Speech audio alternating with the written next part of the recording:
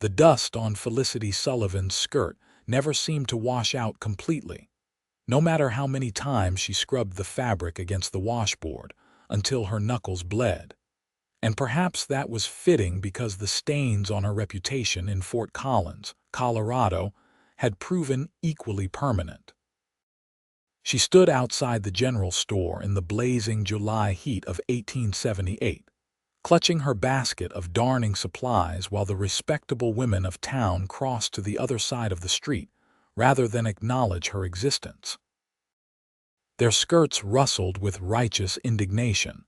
Their fans fluttered with whispered gossip, and Felicity kept her chin up even though her heart had learned to harden itself against the constant rejection. She had been 17 when Thomas Garrett came through town with his silver tongue and empty promises. He had courted her properly at first, or so it seemed, sitting in her family's modest parlor under her mother's watchful eye, bringing flowers he had probably stolen from someone's garden. When he proposed marriage, she had accepted with a heart full of foolish dreams.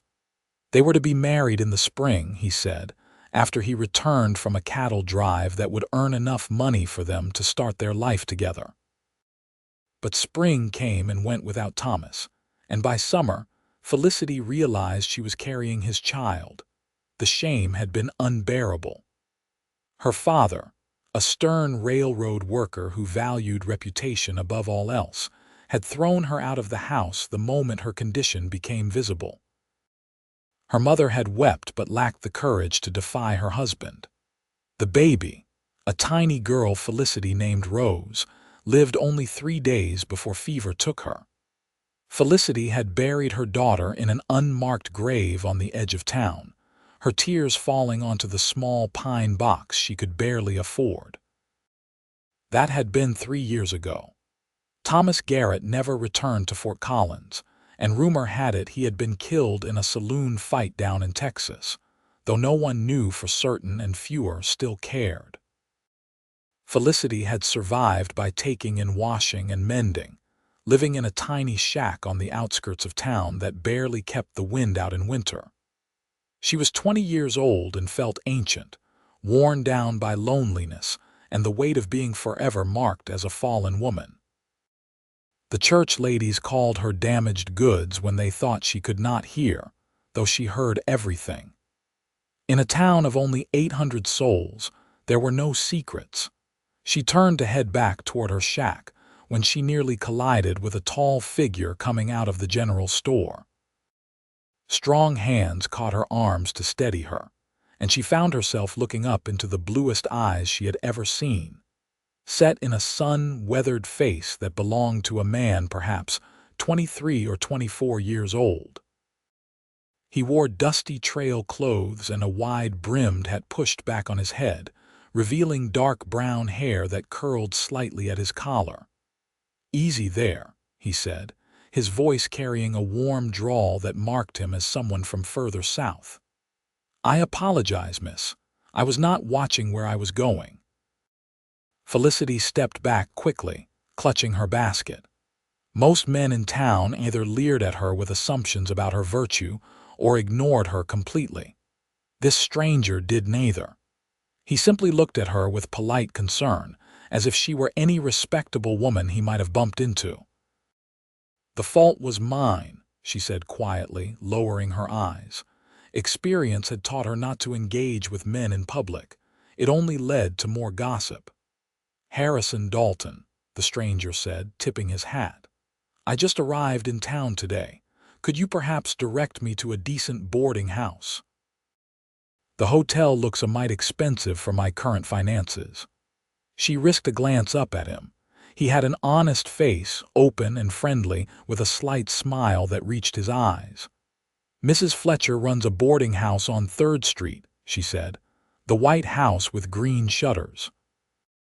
Her rates are reasonable, and she provides 2 meals a day."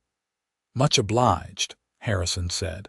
He hefted a bag of supplies onto his shoulder but did not immediately walk away. "Might I know the name of my helpful guide to Fort Collins?" Felicity hesitated. Once he knew her name, once he asked anyone in town about her, that friendly openness in his expression would disappear. It always did, but there was no point in delaying the inevitable. "Felicity Sullivan," she said. She waited for the recognition, for the subtle shift in his demeanor that would signal he had heard the stories. But Harrison just smiled wider. "That is a beautiful name. Thank you for the assistance, Miss Sullivan. I hope we might meet again under less collision-prone circumstances." He tipped his hat again and walked off in the direction she had indicated, leaving Felicity standing on the dusty street feeling strangely unsettled. It had been so long since anyone had treated her with simple courtesy that she had almost forgotten what it felt like. The next day, Felicity was hanging laundry behind her shack when she heard the sound of a horse approaching. She tensed, as she always did when someone came near her home. Men sometimes got ideas about women who lived alone, especially women with ruined reputations. But when she peered around the corner of the building, she saw Harrison Dalton dismounting from a handsome sorrel gelding. "Miss Sullivan," he called out, catching sight of her. "I hope I am not intruding." Felicity wiped her damp hands on her apron, very aware of how she must look with her hair coming loose from its pins and her dress old and faded. "Mr. Dalton, what brings you out this way?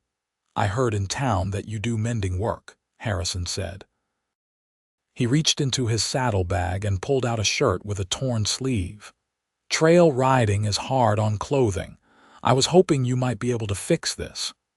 She took the shirt from him, examining the tear. It was a clean rip that would be easy to mend. "I can have this ready for you by tomorrow afternoon," she said. "The cost will be 15 cents. "That is more than fair," Harrison agreed. He made no move to leave, instead looking around at her small property. The shack was tiny, barely more than one room, and the yard was mostly bare dirt. But Felicity had planted a small garden on the south side where a few vegetables struggled against the Colorado heat. "You have a good spot here for tomatoes," he observed. "My mother always said they needed plenty of sun." "They are not doing well," Felicity admitted. "The soil is poor, and I cannot afford much in the way of fertilizer." Harrison walked over to inspect the garden more closely. "You know what you need? Horse manure, well-aged. I am boarding my horse at the livery stable, and Sam Morrison has more of the stuff than he knows what to do with. I could bring you a few bags if you like. No charge before you protest. Sam would be grateful to have someone haul it away." Felicity studied him, trying to understand his angle. In her experience, men did not offer kindness without expecting something in return. "Why would you do that?" Harrison looked genuinely puzzled by the question. "Because you could use it and I can easily get it. I was raised to help my neighbors, Miss Sullivan. It is just how things should be done." That evening, true to his word, Harrison returned with 3 large sacks of aged manure loaded onto a borrowed wagon. He spent an hour helping Felicity spread it around her garden, refusing her protests that he had already done enough. As they worked, they talked, and Felicity found herself relaxing in his presence despite her better judgment. Harrison told her he had come to Colorado from Missouri, looking for ranch work. He had experience with cattle and horses, and he hoped to eventually save enough money to start his own small spread. "What brought you to Fort Collins specifically?" Felicity asked as they finished with the last bag. "I heard there were several big ranches in the area that might be hiring," Harrison said. "And I liked the sound of the name, Fort Collins. It sounds like a place where a man could put down roots." As he prepared to leave, Harrison paused by his horse. "Miss Sullivan, I enjoyed our conversation this evening. Might I call on you again? Just to talk," he added quickly, seeing her stiffen. "I am new in town, and you are the only person who has been genuinely kind to me. I would appreciate the friendship." Felicity wanted to warn him off, to tell him that being seen with her would damage his reputation before he even established one. But the loneliness that had been her constant companion for 3 years made her selfish. "I would like that," she said quietly. Harrison smiled, that open, honest smile that made something in her chest ache. "Excellent. I will return tomorrow for my shirt and perhaps we can share some coffee." After he left, Felicity sat on her small porch and watched the sun set over the mountains to the west. She knew she should not let Harrison Dalton get close to her. The town would poison him against her soon enough, if they had not already. But for one evening, she had felt like a normal woman having a normal conversation with a nice man, and the temptation to feel that way again was overwhelming. The next afternoon, Harrison arrived as promised. Felicity had his shirt mended and pressed, and she had also baked biscuits, a luxury she rarely allowed herself. They sat on her porch drinking coffee from chipped mugs, and Harrison told her about his family in Missouri. He was the youngest of 4 brothers, and his father had died when Harrison was 16. The farm had gone to the eldest brother, which was expected, and Harrison had spent the last several years working various ranches while trying to save enough money for his own land.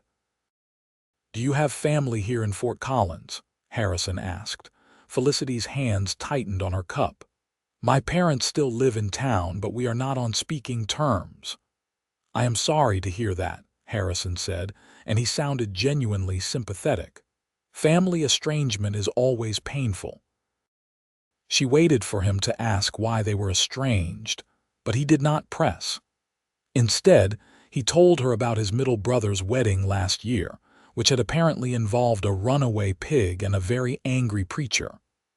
Felicity found herself laughing, actually laughing, for the first time in months. Over the next 2 weeks, Harrison became a regular visitor to her shack. He found work at the Rockingham Ranch, one of the larger cattle operations outside of town, and he would often stop by on his way back to his boarding house in the evenings. Sometimes he brought supplies, things he claimed to have extra of like coffee or flour or lamp oil. Felicity suspected he was buying them specifically for her, but she was too proud to accept obvious charity and too practical to turn away things she genuinely needed. She began to look forward to his visits with an intensity that frightened her. Harrison made her feel seen, valued, in a way she had not experienced since before Thomas Garrett destroyed her life. They talked about everything and nothing. Harrison had opinions about books, which surprised her until he explained that his mother had been a school teacher and had insisted all her sons be well read.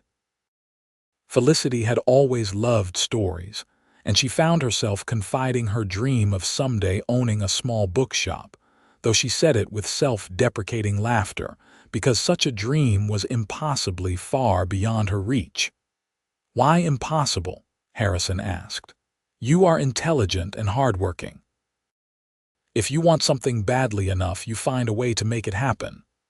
Women like me do not get to have dreams like that," Felicity said quietly. Harrison frowned. "What do you mean, women like you?" Her heart sank. So he truly had not heard. For 2 weeks, she had been living in a fantasy where Harrison did not know about her past, where she could pretend to be someone worthy of his friendship. But the truth always came out eventually. "You should ask anyone in town about me," she said, standing up abruptly. "They will be happy to tell you all about Felicity Sullivan and her shameful history." "I am not interested in town gossip," Harrison said, rising as well. "I am interested in what you tell me." "Why?" The word came out sharper than she intended. "Why are you being so kind to me? What do you want?" Harrison looked taken aback. "I want your friendship. I want to spend time with someone whose company I enjoy. Is that so difficult to believe?" "Yes," Felicity said bluntly. "No one in this town has wanted anything to do with me for 3 years. You must want something." "The only thing I want," Harrison said slowly, is for you to trust me enough to tell me what has hurt you so badly, but only when you are ready. Until then, I am simply your friend who enjoys talking with you and drinking your excellent coffee." Felicity felt tears prick her eyes and she blinked them back furiously. She did not cry anymore. She had used up all her tears 3 years ago. "You should go," she said. Harrison studied her for a long moment, then nodded. "All right, but I will be back tomorrow if that is acceptable to you." "Why would you come back?" "Because we are friends," Harrison said simply.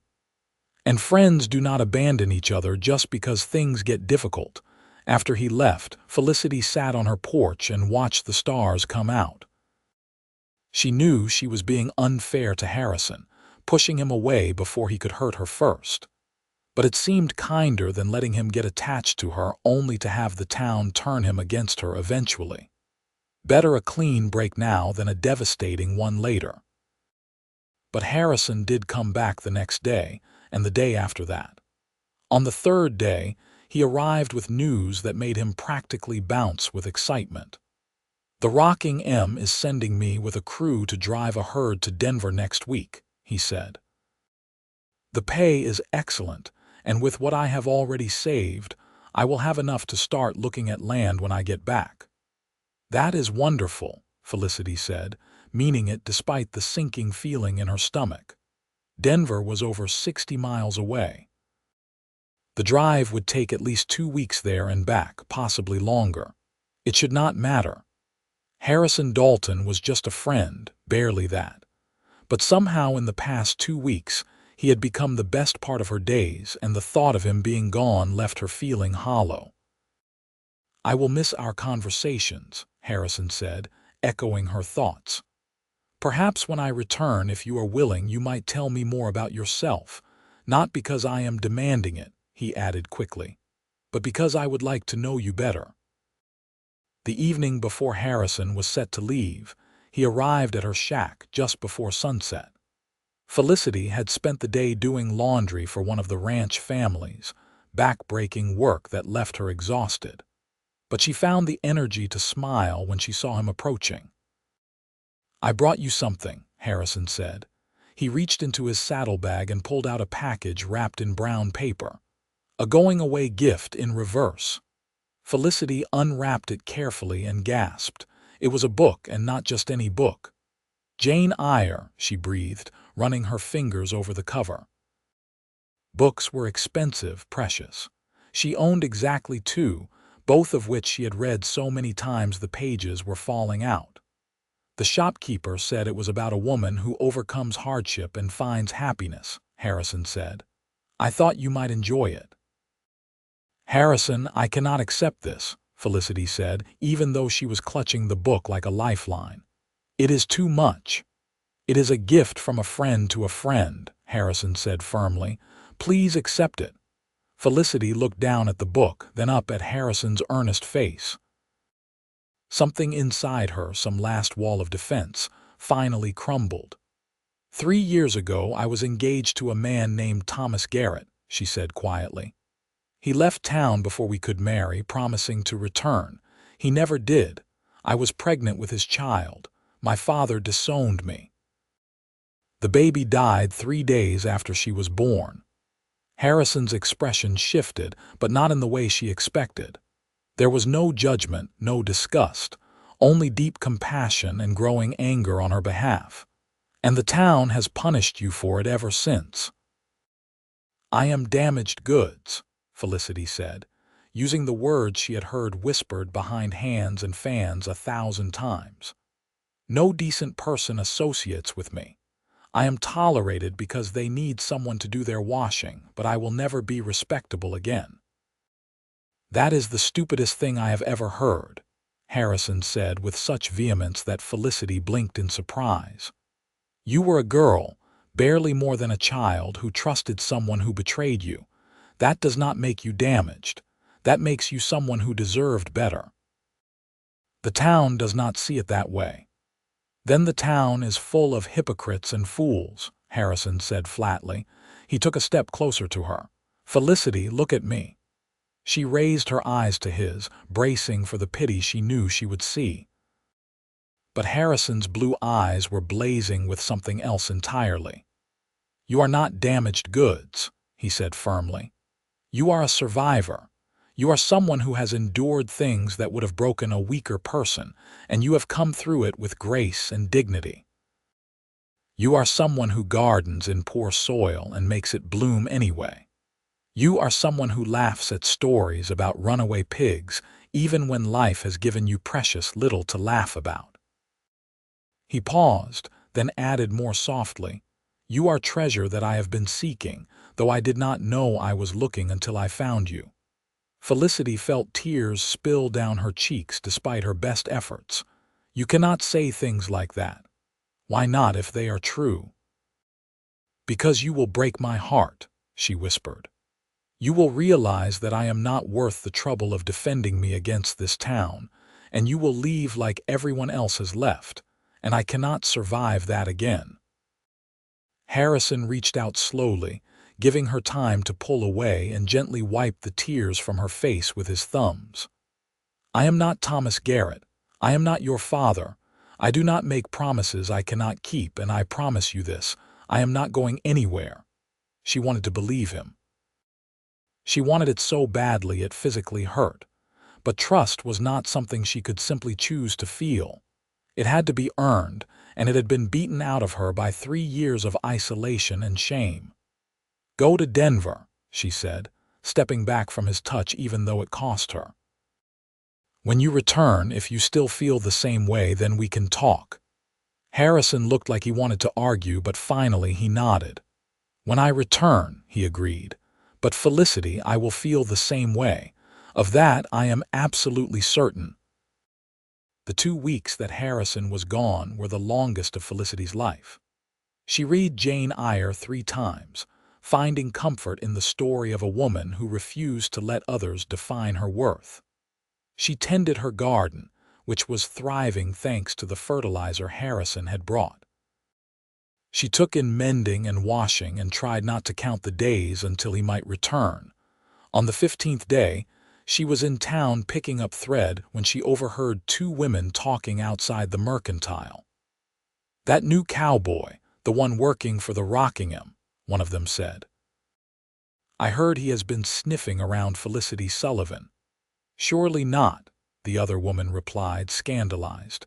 "Someone must warn him what she is. Martha Denning already tried. Said he told her to mind her own business, bold as brass. Can you imagine?" Felicity's hands shook as she paid for her thread. So Harrison had already been confronted about her, had already been given the opportunity to distance himself gracefully. And he had refused. The knowledge should have comforted her, but instead it terrified her. If Harrison aligned himself with her too publicly, he would be tarred with the same brush. The town would make his life difficult. He could lose his job, his chances at a future here. She was halfway back to her shack when she saw the dust of riders approaching. Her heart leaped as she recognized Harrison Sorrell in the lead. He was back early. Harrison dismounted before his horse had fully stopped and strode toward her with such purpose that Felicity took an involuntary step back. He did not stop until he was standing directly in front of her, trail dust covering his clothes and exhaustion evident in every line of his body. "I have spent 2 weeks thinking about what you said," Harrison announced without preamble. "About how I might change my mind about you. About how I might decide you are not worth the trouble." He reached out and took her hands in his. "Felicity Sullivan, I have never been more certain of anything in my life. You are worth everything. You are worth fighting for, worth defending, worth building a life with if you will have me." "Harrison, you are exhausted," Felicity said, though her heart was hammering in her chest. "You should rest, think about what you are saying." "I have done nothing but think," Harrison said. "In Denver, I spent every evening sitting alone thinking about you. About your smile when you forget to be guarded. About how your eyes light up when you talk about books. About how brave you are just to face each day in a town that has treated you abominably." He squeezed her hands gently. "I am in love with you, Felicity. I have been since the day you laughed at my story about the runaway pig. And if you need me to prove it, if you need me to earn your trust, then that is what I will do. For however long it takes." Felicity stared at him, unable to process what she was hearing. "You cannot love me. You barely know me." "I know everything that matters," Harrison said. "I know you are kind and strong and resilient. I know you deserve to be happy. And I know that if you give me a chance, I will spend every day trying to make you happy." "The town will make your life miserable," Felicity warned. "They will not forgive you for caring about me." "Then they will be miserable and I will be happy," Harrison said simply, "because I will have you." She wanted to find more reasons to push him away, more warnings to make him see sense. But the hope that had been growing treacherously in her chest for weeks finally overwhelmed her carefully constructed defenses. "I am afraid," she admitted in a whisper. "So am I," Harrison said.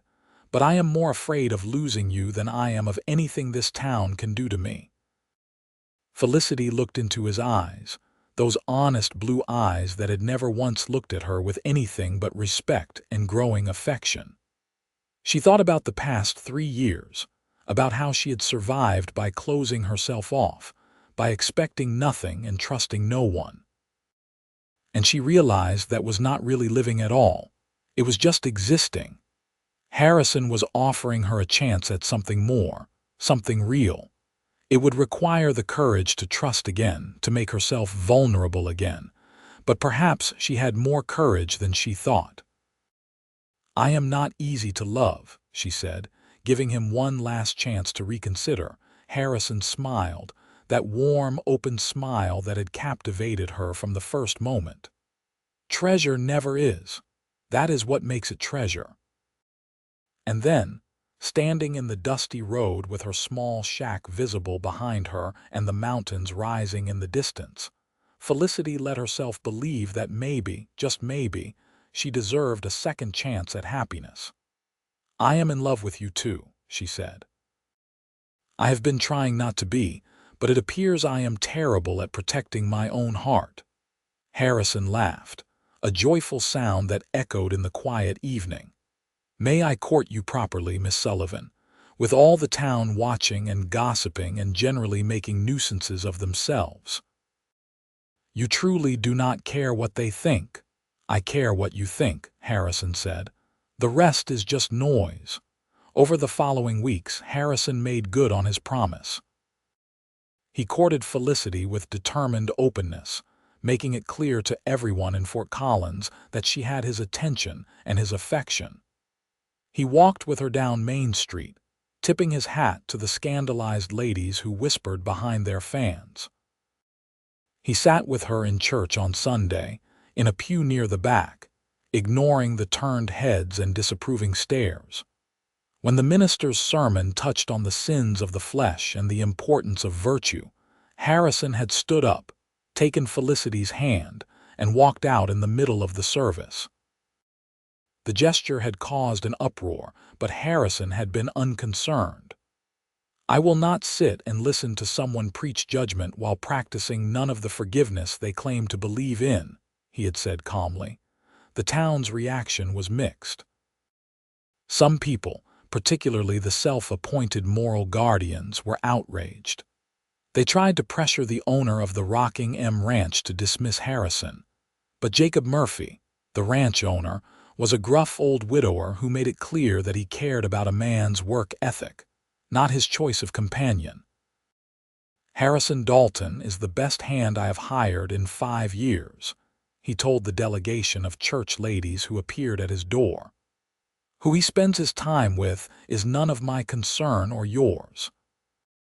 But there were others, particularly among the younger people, and those who lived on the edges of town society themselves, who seemed quietly approving. The saloon owner's wife, a woman who had arrived in Fort Collins under mysterious circumstances herself, went out of her way to greet Felicity politely when they passed on the street. A few of the ranch hands from the rocking M started bringing their mending to Felicity, rather than taking it to the other seamstress in town. Most significantly, Felicity's mother began appearing at the shack on Thursday afternoons, when she knew her husband was working at the railroad. The first visit had been awkward and tearful, with years of hurt and anger on both sides. But Patricia Sullivan was a worn woman who had spent 3 years regretting her failure to stand up for her daughter, and Felicity, despite everything, missed her mother. Slowly, carefully, they began to rebuild their relationship. 6 months after Harrison returned from Denver, on a cold December evening with snow falling softly outside, he asked Felicity to marry him. They were sitting in her shack, which had become considerably more comfortable thanks to Harrison's improvements. He had chinked the walls to keep out the wind, built a proper cupboard for her dishes, and constructed a small bookshelf that now held 7 volumes. "I know we have not been courting long by traditional standards," Harrison said, holding both her hands in his. "But I have never been more certain of anything. I want to build a life with you, Felicity. I want to wake up beside you every morning and fall asleep beside you every night. I want to help your garden grow and listen to you read aloud and maybe, if we are blessed, raise children together." He pulled a simple gold band from his pocket. "Will you marry me?" Felicity looked at the ring, then at Harrison's hopeful face. 6 months ago, she would have said this was impossible. She would have been too afraid to believe that anyone could truly want her, could truly see past her mistakes to the person she was underneath. But Harrison had proven himself day after day, week after week. He had faced down the town's disapproval with unwavering support. He had made her laugh, made her hope, made her believe she deserved good things. "Yes," she said, her voice steady and sure. "Yes, I will marry you." Harrison slipped the ring onto her finger, and then he kissed her for the first time. It was gentle and sweet and full of promise, and Felicity felt something inside her that had been broken for so long finally begin to heal. They were married in January of 1879, in a small ceremony at the courthouse. The church had made it clear they were not welcome, and neither Harrison nor Felicity cared. Jacob Murphy stood up as Harrison's witness, and Patricia Sullivan stood up for Felicity, weeping quietly through the entire proceeding. Felicity's father did not attend, but she had not expected him to.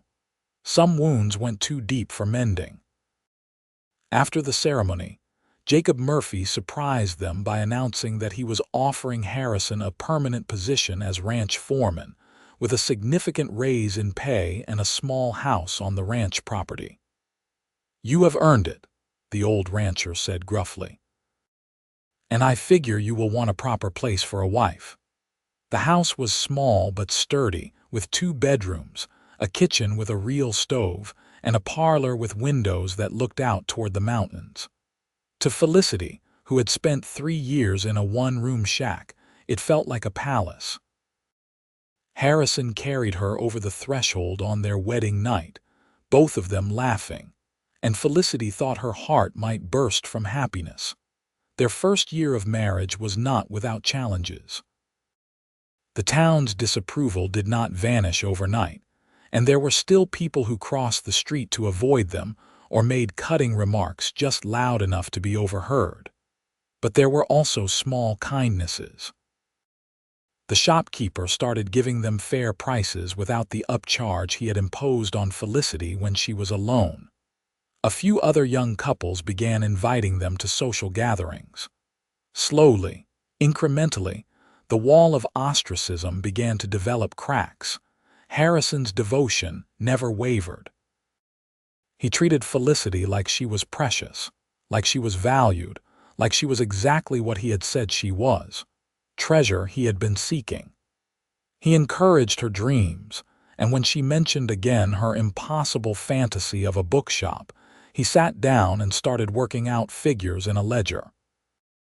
Maybe, he said, in a few years they could make it happen. They could save, they could plan, they could build something together. In the spring of 1880, Felicity realized she was pregnant. The discovery brought a complicated rush of emotions. Joy, because she and Harrison both wanted children. But also fear, deep and primal, because the last time she had been pregnant it had ended in tragedy. She was terrified to hope, terrified that history would repeat itself. Harrison held her while she cried and told him her fears. "Whatever happens," he said firmly, "we face it together. You are not alone this time, Felicity. You will never be alone again." This pregnancy was different from her first in every way. She had enough to eat, a warm, comfortable home, and a husband who took over all the heavy work and treated her like she was made of glass. When her mother found out, Patricia became a constant presence, fussing over her daughter and preparing for the birth with determined optimism. In November of 1880, Felicity gave birth to a healthy baby boy they named Henry. The labor was long and difficult, but when the midwife finally placed the squalling infant in Felicity's arms, she felt a rush of love so intense it was almost frightening. Harrison cried openly, holding his wife and son with trembling hands, and Felicity realized they had created something miraculous together. A family. The next few years passed in a blur of sleepless nights, first steps and first words. Henry was a bright, energetic child who had his father's blue eyes and his mother's dark hair. In 1883, they were blessed with a daughter, Emma, who was quiet and thoughtful from birth. Watching her children play together, Felicity sometimes could not quite believe this was her life. She had gone from isolation and shame to a house full of love and laughter. The town's attitude toward her continued to soften with time. It was hard to maintain moral outrage about events that had happened nearly a decade ago, especially when the subject of that outrage was clearly living a respectable life. Felicity would never be fully accepted by the most rigid members of Fort Collins society, but she found she did not particularly care. She had friends among the ranch families, she had her mother back in her life, and most importantly, she had Harrison and their children. In 1885, Harrison's careful saving and Jacob Murphy's generous pay finally made their dream possible. They opened a small bookshop in Fort Collins, operating out of a storefront on Main Street. It was modest, just 2 rooms with floor-to-ceiling shelves, but it was theirs.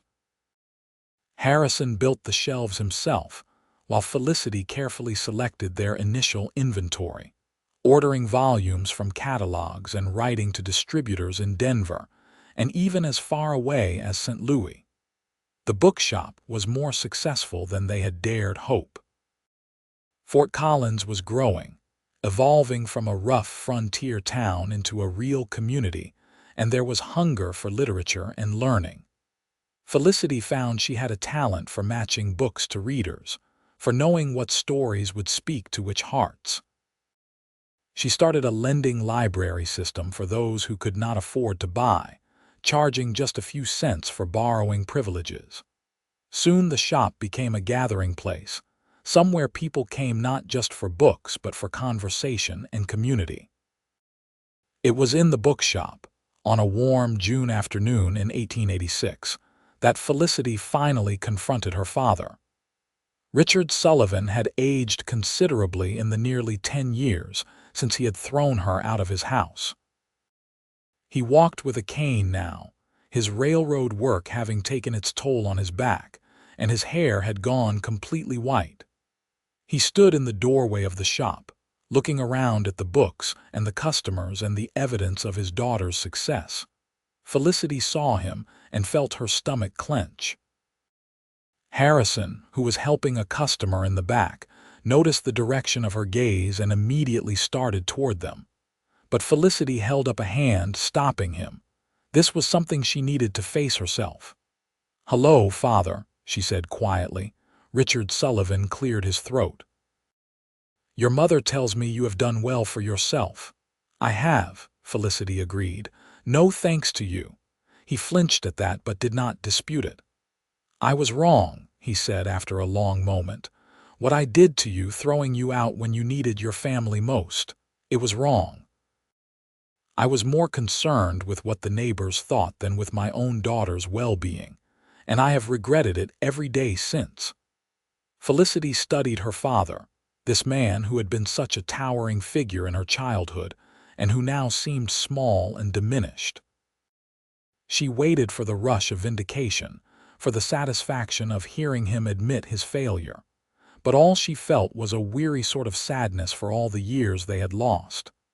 I have built a good life, she said. I have a husband who loves me, beautiful children, this shop, real friends. I did all of that without you. I know, Richard said, and I know I have no right to ask for your forgiveness, but I am asking anyway. I want to know my grandchildren. I want to be part of your life if you will allow it. Felicity looked past her father to where Harrison stood watching, ready to intervene if needed but trusting her to handle this herself. She thought about how many times over the past 10 years she had imagined this moment, what she would say if her father ever apologized. She had planned cutting remarks, righteous rejection, all the ways she could make him feel a fraction of the pain he had caused her. But she had also learned something in those 10 years. She had learned that holding on to anger and hurt only poisoned her own happiness. She had learned that people were capable of change, that mistakes could be overcome, that life was too short to waste on bitterness. Harrison had taught her that. Their life together had taught her that. I am not sure I can forgive you, she said honestly. Not yet. What you did caused me tremendous pain. But I am willing to try, if you are willing to truly be a part of this family. That means accepting all of us, not just tolerating Harrison but respecting him. It means treating me like a daughter again, not a source of shame. I can do that, Richard said, his voice rough with emotion. I want to do that. It was not a fairy tale reconciliation. Rebuilding a relationship that had been shattered required time and effort and many uncomfortable conversations. But Richard Sullivan proved he was sincere. He came to the bookshop regularly, slowly getting to know his son-in-law and his grandchildren. He even made a grudging apology to Harrison for the way he had treated Felicity, which Harrison accepted with more grace than Richard probably deserved. By 1888, Felicity's life bore no resemblance to the isolated existence she had endured a decade earlier. She was a respected businesswoman, the owner of the most popular bookshop between Denver and Cheyenne. She was a wife to a man who still looked at her like she hung the moon, even after nearly 10 years of marriage. She was a mother to 3 children now, with young Jacob having arrived in 1886 to complete their family. On an autumn evening that year, Felicity stood in the doorway of their home watching her family. Harrison was in the yard with Henry, now 7 years old, teaching him to rope a fence post. Emma, 5, was sitting on the porch carefully reading through a primer. Baby Jacob was napping inside.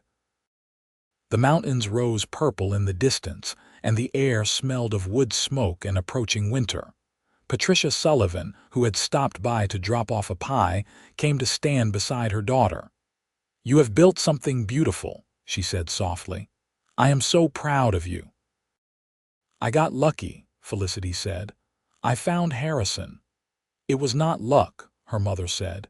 "It was recognizing someone good when he appeared and having the courage to trust again. That took strength." Harrison caught sight of them watching and waved, his face breaking into that familiar smile that still made Felicity's heart skip. He said something to Henry that made the boy laugh, then started toward the house. "Treasure I have been seeking," Felicity murmured, remembering the words Harrison had spoken to her so many years ago on a dusty road. "That is what he called me." "He was right," Patricia said, "and you were his treasure too." As Harrison reached the porch and pulled Felicity into a quick embrace, Kissing her temple affectionately, she reflected on how much her life had changed. She had been labeled damaged goods by a town that valued reputation over compassion. She had been cast out, alone, convinced that she would spend the rest of her life paying for one mistake made when she was barely more than a child. And then Harrison Dalton had walked into her life and refused to accept the town's assessment of her worth. He had seen past her history to the woman she truly was.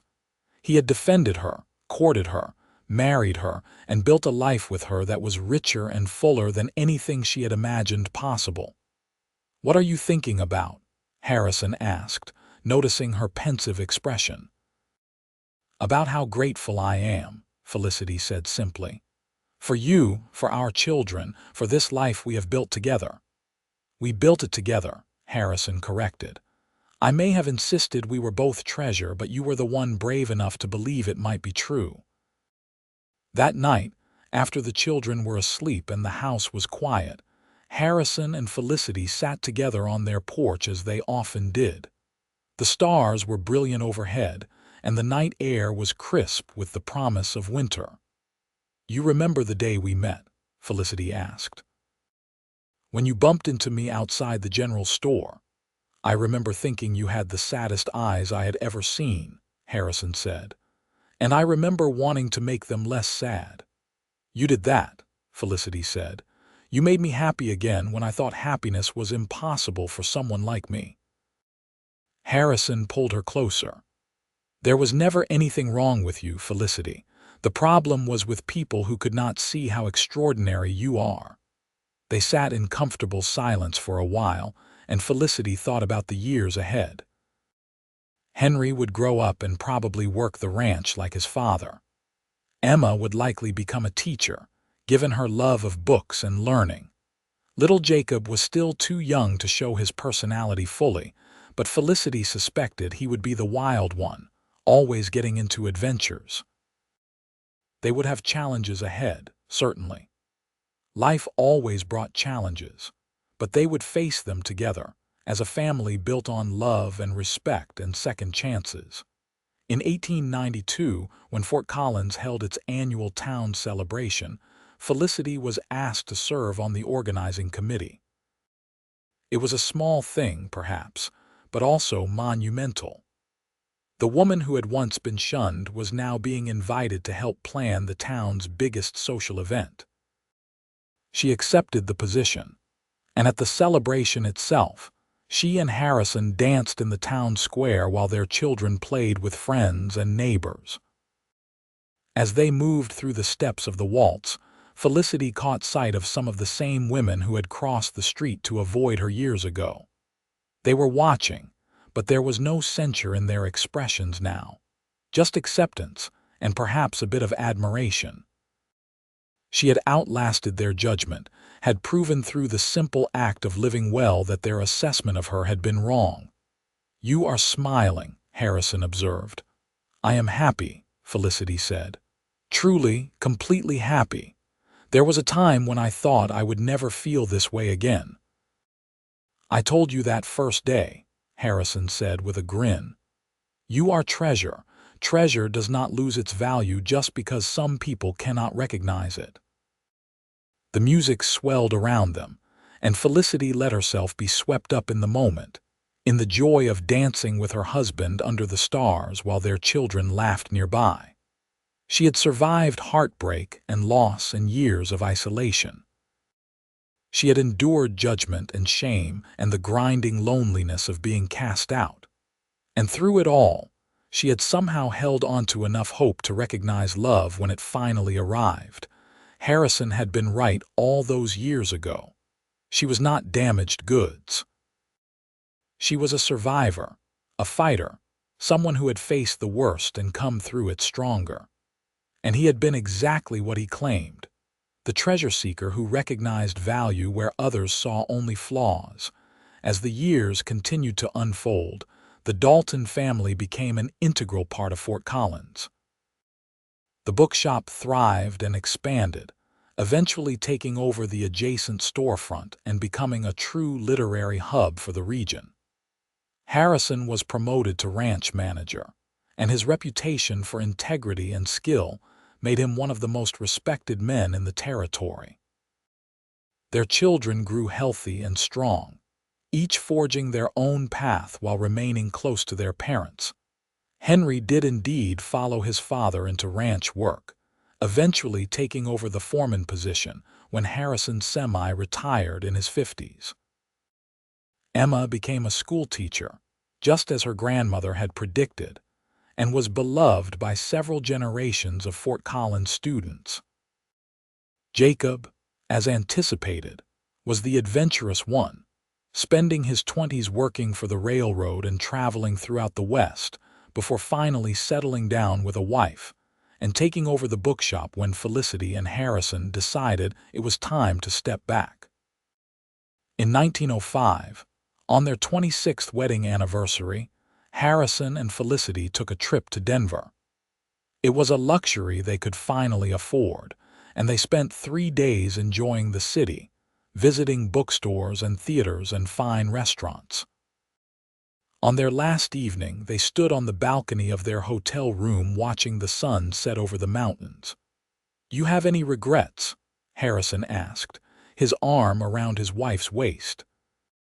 They were both in their late 40s now, their hair showing threads of silver, their faces marked by time and weather, and the thousand small joys and sorrows of a full life. Felicity considered the question seriously. "I regret the pain my parents went through because of my choices when I was young," she said. "I regret that my first daughter never had the chance to live, but as for the rest, no. Everything that happened, even the terrible parts, led me to you. And I would not trade what we have built together for anything. Even when I am stubborn and refuse to admit you are right," Harrison teased. "Even then," Felicity laughed, "though you could stand to acknowledge my superior judgment more often." Harrison pulled her close and kissed her, and it felt exactly the same as it had when they were young and new and just beginning their journey together. Love, Felicity had learned, did not fade with time if it was tended properly.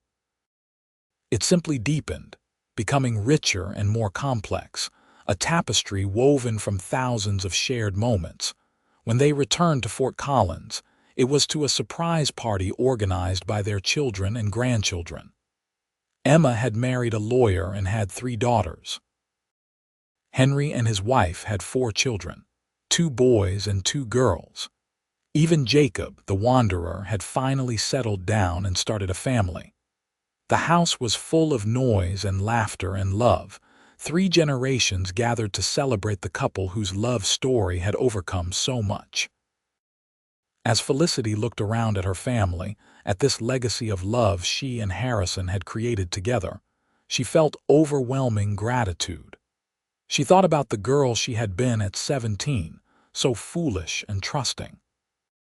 She thought about the woman she had become at 20, broken and alone, convinced her life was effectively over. And she thought about how wrong that assessment had been. Her life had not ended when she was marked as damaged goods. It had just been waiting to truly begin, waiting for a cowboy with blue eyes and an honest smile who saw treasure where everyone else saw shame. That night, as they prepared for bed in the home they had shared for over 2 decades, Harrison caught Felicity's hand and held it to his chest. "Do you know what the best decision I ever made was?" he asked. "Leaving Missouri for Colorado," Felicity guessed. "Refusing to listen to the town gossips," Harrison said. "Trusting my own judgment about you instead of accepting what others said. If I had listened to them, if I had believed their assessment of you, I would have missed out on the greatest love of my life." "I am the one who got lucky," Felicity said. "You saved me, Harrison. You gave me back my life." "No," Harrison said firmly. "You saved yourself. You survived and persevered and never let them break you, even when they tried. All I did was recognize how remarkable you are and refuse to let you hide it." Felicity kissed him, pouring into that kiss all the love and gratitude she sometimes struggled to put into words. 26 years together, and she still felt like the luckiest woman alive to have found him. The years continued their inevitable march. They watched their children succeed and occasionally struggle. They welcomed more grandchildren into the family. They saw Fort Collins grow from a frontier town into a prosperous city. Through it all, they remained devoted to each other, still taking evening walks together, still sharing their thoughts and dreams, still treating each day as the gift it was. In 1915, they celebrated their 50th wedding anniversary. Harrison was 72, and Felicity was 67, and they had lived to see their great-grandchildren born.